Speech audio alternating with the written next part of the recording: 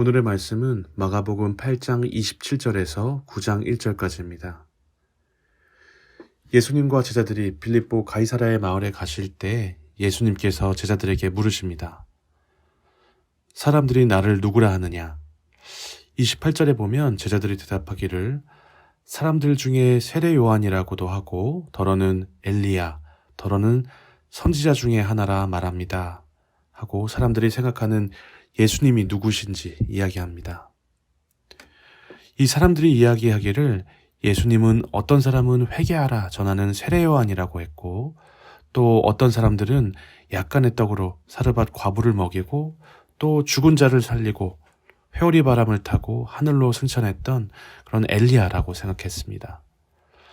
또 수많은 표적을 행사하시는 예수님을 보면서 이 성경에 기록된 선지자 중에 한 명이라고 생각을 했습니다. 29절에 예수님이 또 물으시기를 너희는 나를 누구라 하느냐 물으십니다. 이때 베드로가 대답하기를 주는 그리스도시니이다 대답합니다. 이 마태복음에 기록된 베드로의 대답은 더 구체적입니다. 시몬 베드로가 대답하여 이르되 주는 그리스도시요 살아계신 하나님의 아들이시니이다. 예수님이 나를 누구라 하느냐 하는 물음에 베드로가 가장 정확하게 그리고 예수님이 누구신지 고백합니다. 예수님과 함께 하면서 많은 이적과 그런 사건들을 경험했고 또 눈으로 보았고 직접 말씀으로 들은 베드로의 신앙 고백입니다. 이 주위의 많은 사람들이 예수님의 표적만을 구한 반면에 이 베드로는 예수님을 따라다니면서 예수님이 누구신지 알게 된 겁니다.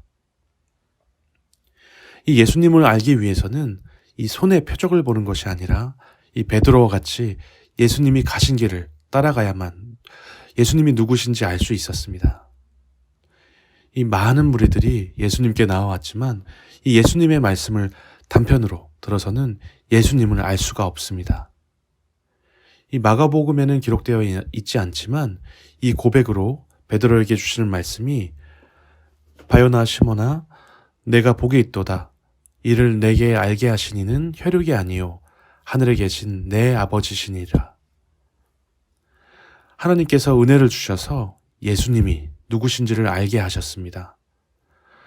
우리에게 예수님을 믿을 만한 마음을 주셨는데 이 작은 믿음으로 우리가 예수님을 나의 주, 살아계신 하나님의 아들로 받아들였습니다. 이 고백으로 예수님께서는 복을 주셨는데 반석 위에 예수님의 교회를 세우신다고 합니다. 이 반석은 예수님이십니다. 반석 되신 예수님 위에 내 교회, 예수님의 교회를 세우시는데 그 안에 있으면 음부의 권세가 이기지 못한다고 합니다.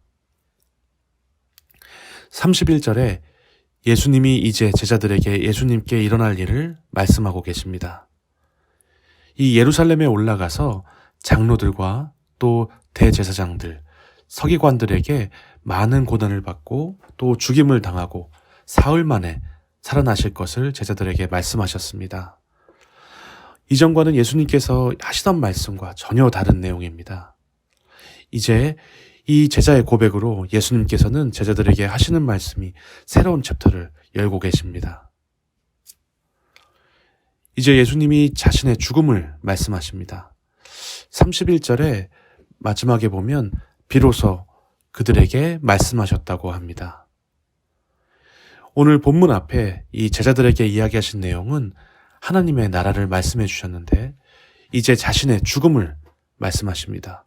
그것도 예루살렘에 올라가서 장로들과 대제사장들과 서기관 이들에게 많은 고난을 받고 죽임을 당한다고 합니다. 그리고 사흘 만에 살아나신다 말씀하십니다. 시몬 베드로가 고백하기를 주는 그리스도시요 하나님의 아들이시니다. 이 고백을 받은 후에 이 비밀을 이제서야 밝히시는 겁니다. 때가 되었다는 것입니다. 예수님은 때를 중요하게 여기십니다. 이제 자신의 죽음과 또 부활을 이 말씀을 제자들이 받아들일 때가 되었다는 겁니다.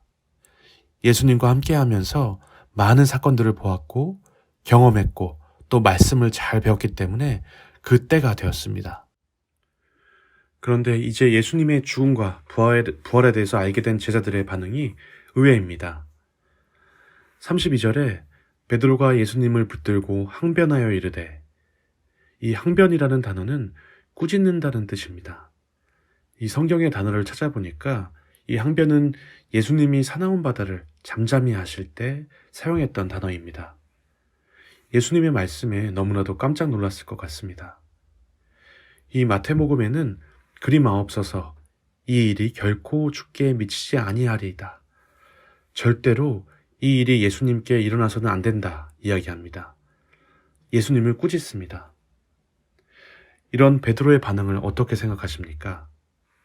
우리가 이런 상황에 놓인다면 우리의 반응은 어떻겠습니까?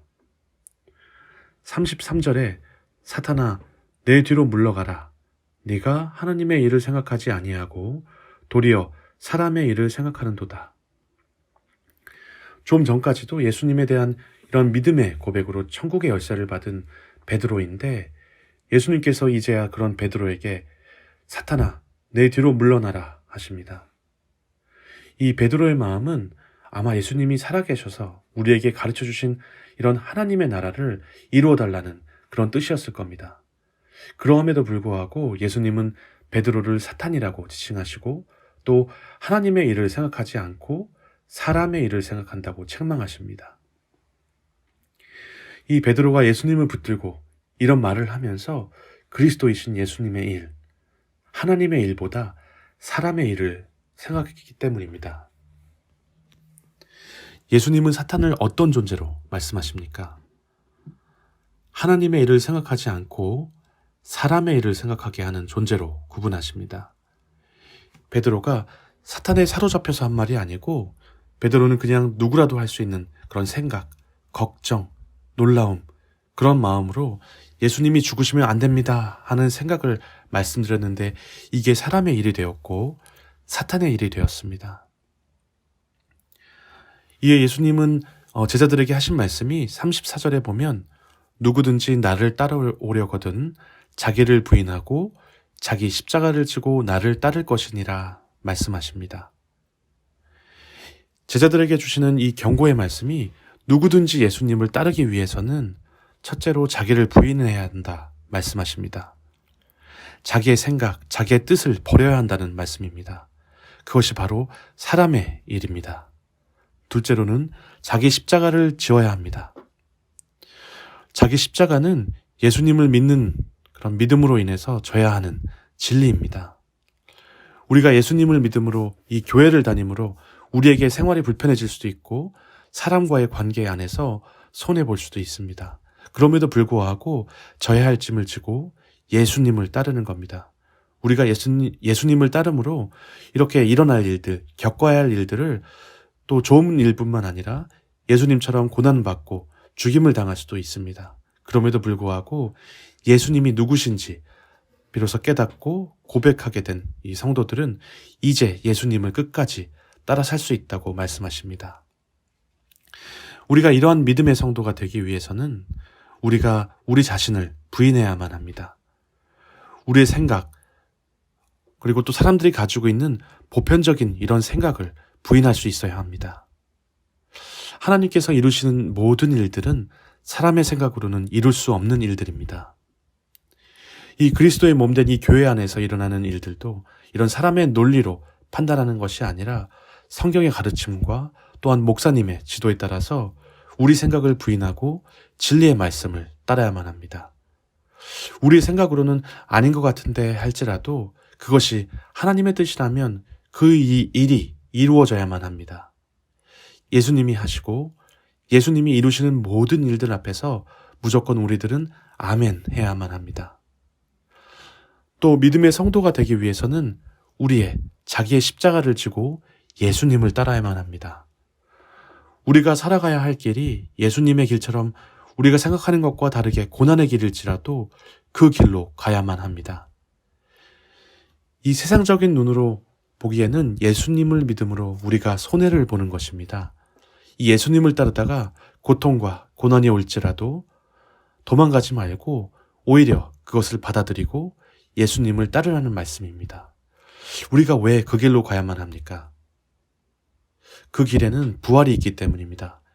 예수님이 죽임을 당하시고 3일 만에 부활하셨습니다. 만약에 예수님이 부활하시지 않았다면, 부활이 없었다면 우리가 자기를 부인하고 십자가를 지는 것에 의미가 없습니다. 하지만 예수님의 부활이 있기 때문에 이 일이 의미가 있습니다. 35절에 보면 누구든지 자기 목숨을 구원하고자 하면 잃을 것이요 누구든지 나와 복음을 위하여 자기 목숨을 잃으면 구원하신다 말씀하십니다. 예수를 따르면 부활이 있습니다. 예수를 따르면 구원하십니다.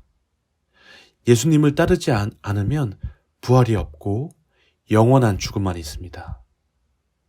우리가 어느 길로 가야겠습니까? 우리는 먼저 날마다 예수님을 나의 구주로 또 살아계신 하나님의 아들로 고백해야만 합니다. 우리가 그때에 우리가 자기를 부인하고 자기 십자가를 지고 예수님을 따를 수 있습니다.